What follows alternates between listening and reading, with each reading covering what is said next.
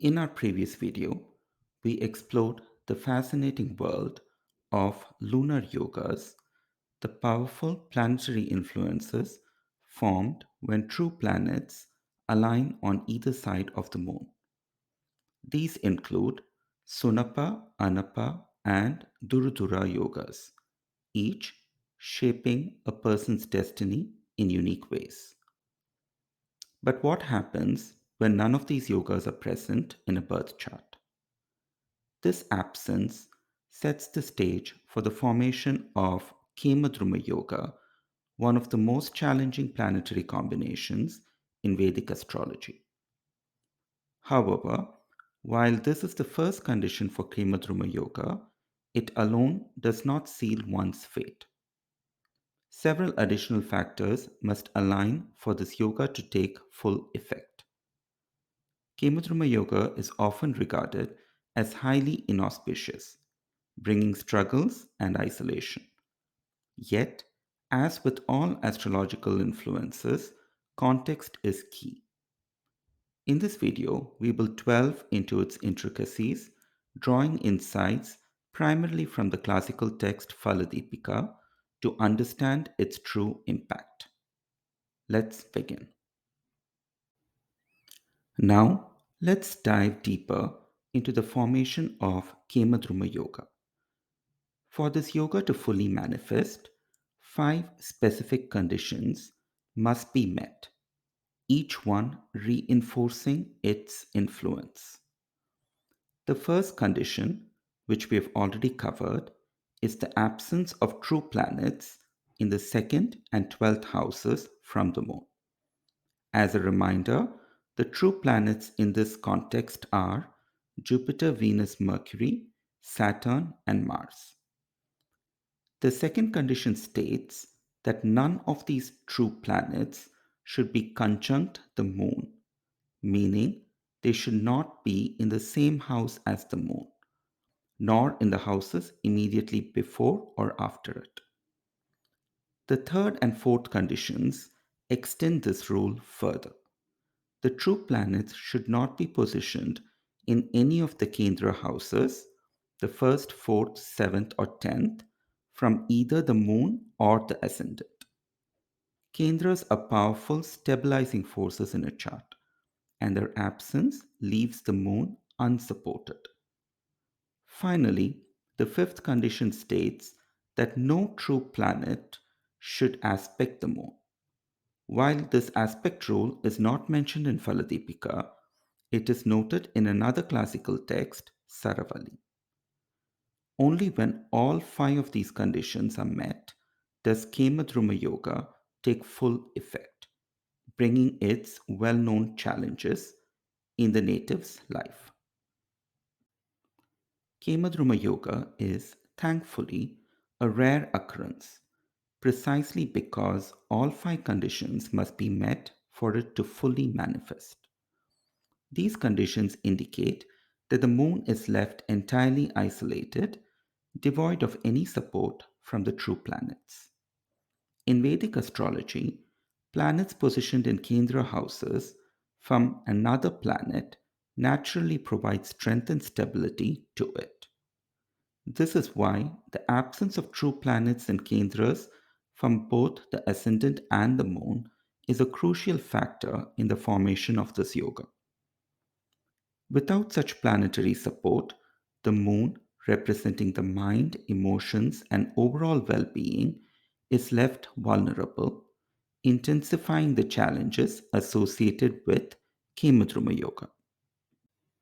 The moon, by its very nature, is deeply emotional and ever changing. It waxes and wanes, constantly shifting between strength and weakness. This fluidity makes an isolated moon particularly vulnerable as it lacks the stabilizing influence of other planets. For the moon to thrive, it needs support, especially from the true planets Jupiter, Venus, Mercury, Saturn, and Mars. These planets provide guidance, strength, and balance, ensuring that the moon does not succumb to instability. Interestingly, all three lunar yogas Sunapa, Anapa, and Durudura bring positive outcomes, reinforcing the idea that even malefic planets positioned around the moon can offer valuable support. In Vedic astrology, strength often matters more than beneficence alone, and as a well supported moon, even by malefics, is far better than an isolated one. Natives affected by Kemadruma Yoga often face significant hardships in life. They may experience financial struggles, a lack of stability, and dependence on others for support. Many are forced to take on menial jobs to make ends meet. This yoga is also believed to contribute to emotional turmoil, feelings of isolation, and a tendency towards negative habits or reckless behavior. In some cases, it can lead individuals towards unethical or self destructive tendencies. Here is the birth chart of Rodin, the legendary sculptor. In his chart, the true planets Jupiter, Venus, Mercury, Saturn, and Mars are absent from the first, second, and 12th houses from the moon. Additionally, they do not occupy any kendra from either the moon or the ascendant. Furthermore, none of these planets aspect the moon, reinforcing its isolation. An additional condition worth noting is that the moon itself is not in a kendra from the ascendant.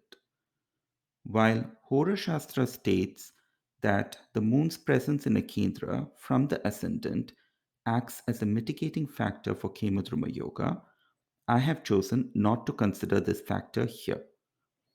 Including this additional condition would significantly lower the probability of this yoga occurring, making it much rarer in astrological analysis. Rodin's chart, however, does include this extra condition as well. Rodin's birth chart serves as a compelling example of Kemadruma Yoga. Rodin is widely regarded as one of the greatest sculptors in history, a true master of his craft. Yet, despite his immense talent, his early life was marked by poverty, rejection, and relentless struggle. Born into a poor working class family, Rodin faced significant obstacles from the very beginning. Despite his artistic abilities, he was rejected 3 times from the prestigious École des Beaux-Arts. To survive, he worked as a decorative stoneworker and craftsman, taking on menial jobs to make ends meet. After the devastating loss of his sister, he even joined a Catholic order as a lay brother, performing simple labor while battling grief and self doubt. At times, he struggled to pay rent and was forced to work in a porcelain factory to sustain himself. His professional journey was no less turbulent. Rodin's works, though groundbreaking, were often met with controversy and criticism. His raw and emotional depictions of the human form, seen in masterpieces like The Kiss and The Burghers of Calais, were deemed immoral or unconventional by the critics and the public. Beyond his career, Rodin's personal life was equally tumultuous. He endured mental struggles from an early age, including dyslexia and nearsightedness, which left him feeling isolated and inadequate. His sister Maria's death left him emotionally shattered, driving him into a period of guilt and anguish, during which he temporarily abandoned art. His family life was fraught with tragedy and hardship, including the loss of his mother and his father's declining mental and physical health, and his son's developmental challenges. Rodin also faced deep self doubt and harsh criticism throughout his career. His relationship with the sculptor Camille Claudel, which began as a mentorship, developed into a passionate love affair and ended in intense conflict and emotional turmoil. further adding to his inner struggles. Rodin's life, marked by hardship, emotional isolation, and creative brilliance, perfectly illustrates the effects of Kemadruma Yoga, a chart configuration that often brings mental turmoil, professional challenges, and personal setbacks. Yet, despite these adversities, Rodin persevered and ultimately shaped the world of sculpture like few others in history. So, how did Rodin overcome the challenges posed by Kemadruma Yoga? The answer lies in the stellium of four true planets in the 11th house, a house associated with gains, success, and fulfillment of desires. Additionally, this house is aspected by the fifth true planet Mars, the 11th Lord aspecting into its own house, meaning that all five true planets concentrate their influence on the 11th house and by extension the fifth house which they aspect. This planetary alignment explains why Rodin was able to achieve success, 11th house significance, through his creative talents, a fifth house significance. Beyond this, the conjunction of these planets forms several powerful yogas, the most significant being the Dharma Karmadipati Yoga, created by the ninth Lord Mercury and the 10th Lord Venus. This yoga is highly auspicious as it signifies the union of fortune from the ninth house and career from the 10th house, bringing success and recognition.